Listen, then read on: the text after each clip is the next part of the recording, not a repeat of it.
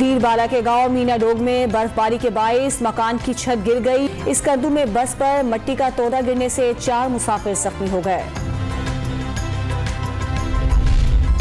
मरी में आज रात तूफान और शदीद बर्फबारी की पेशगोई। इतवार की रात 9 बजे तक गाड़ियों का दाखिला बंद कर दिया गया।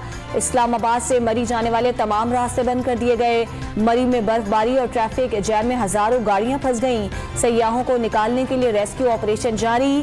23,000 गाड़ियों को निकाल लिया गया। 1000 के करीब ताहाल फंसी हुई हैं।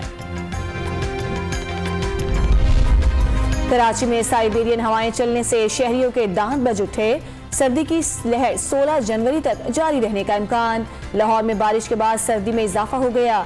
इस्लामाबाद में भी मौसम मजीद सर्द। पारा चनार में बर्फबारी का सिलसिला जारी।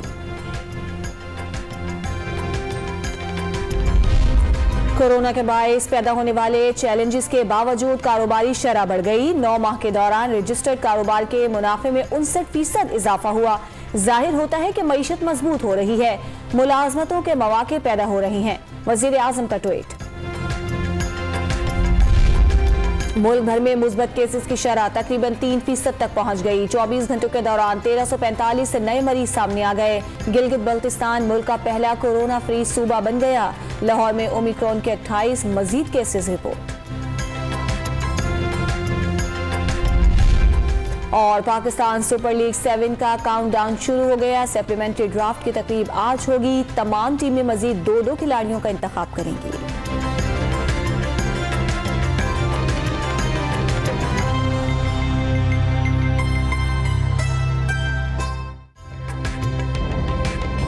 ताज़ा तरीन वीडियोस के लिए हमारा YouTube चैनल सब्सक्राइब करके बेल आइकन प्रेस करिए ताकि आपको मिले हर अपडेट सबसे पहले।